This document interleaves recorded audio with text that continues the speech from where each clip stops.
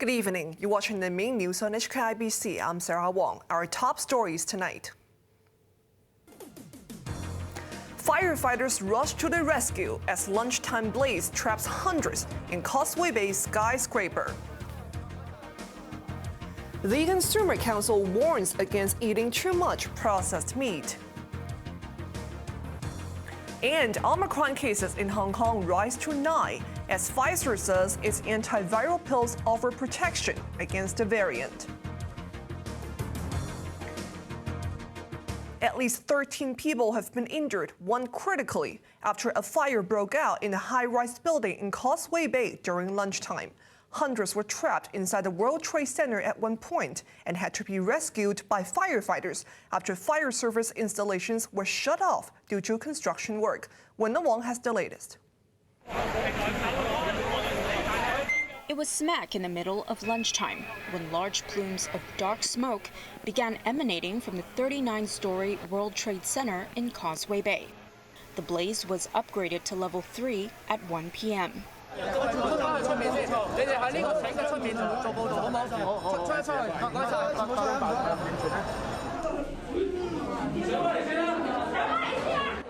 The fire had started on the first and second floors, which meant many trying to escape from the upper levels were trapped.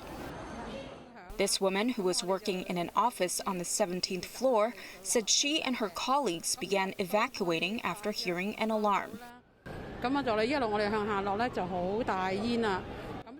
the smoke became unbearable when we got to around the 5th floor, she said, so we followed some other people to an outdoor area. She recalled seeing over 100 people huddled with them on the 5th floor platform. Eventually, firefighters showed up and led them to safety. Others had to be lowered with a ladder. In all, 770 people were led to safety.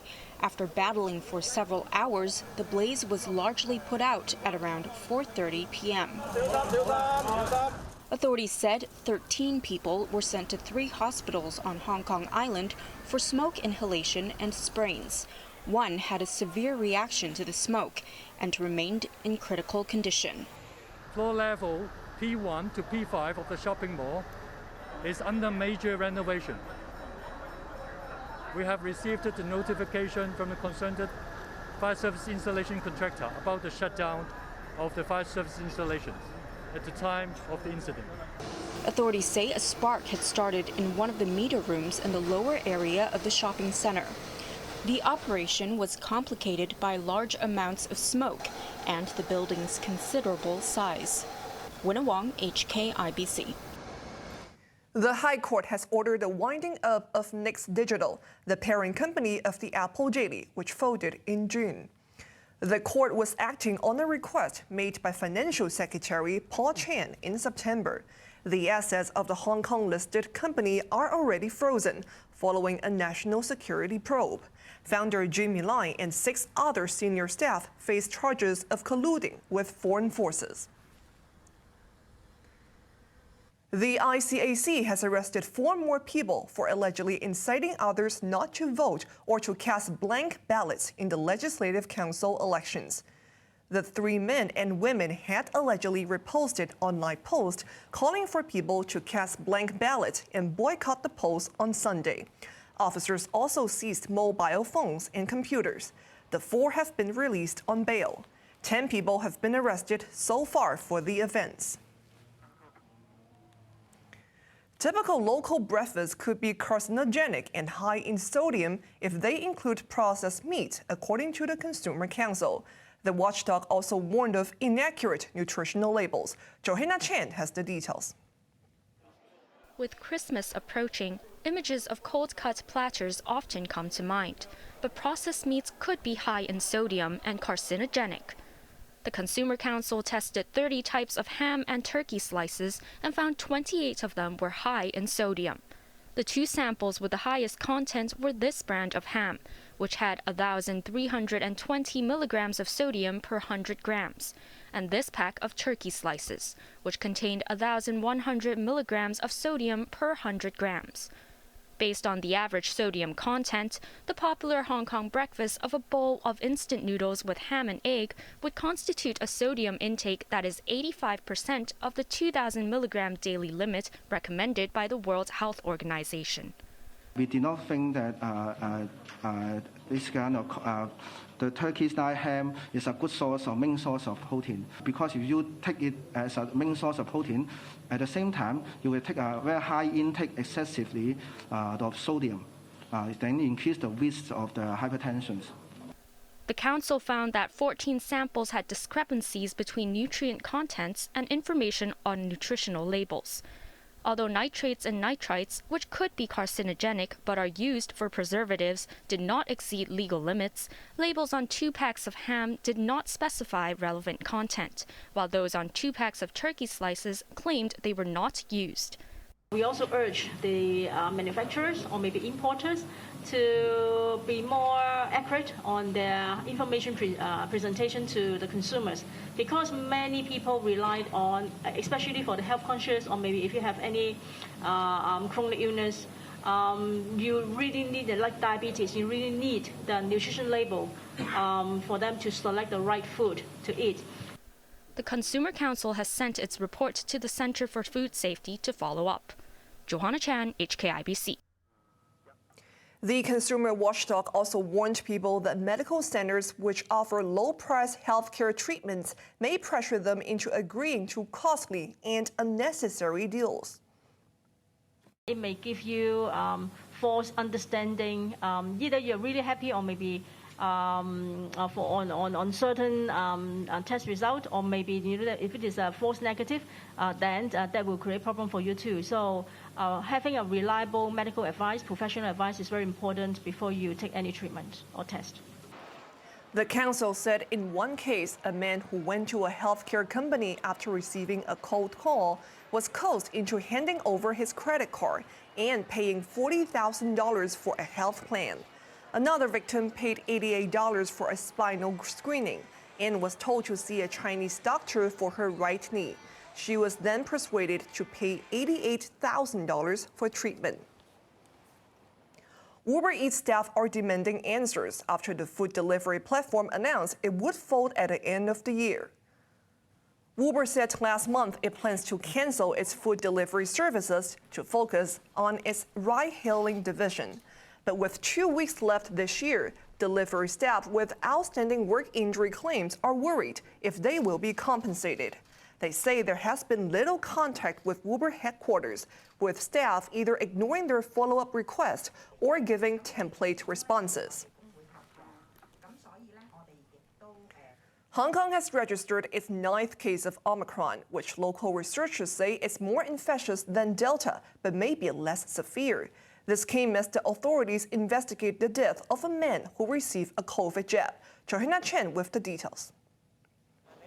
The Department of Health said a 64-year-old man died within 2 weeks of receiving a COVID vaccination. According to the department, there is no evidence that his death was related to the vaccination. It also said a 13-year-old boy experienced chest pains within 2 days of getting his first BioNTech shot. He is now in stable condition. Meanwhile, local experts have found out more about the Omicron variant. Researchers from Hong Kong University's medical school said Omicron is 70 times more infectious than the Delta variant in the bronchial tissues. But they also found that Omicron replicates 10 times slower than the original virus in the lungs after 24 hours of getting infected. This means the variant could have lower severity. Meanwhile, a woman arriving from the United States has become Hong Kong's 9th Omicron case. The 21-year-old tested positive at the airport on Sunday. She was double jabbed with BioNTech. There was one imported case today, a 46-year-old man from Germany who carried the L452R variant.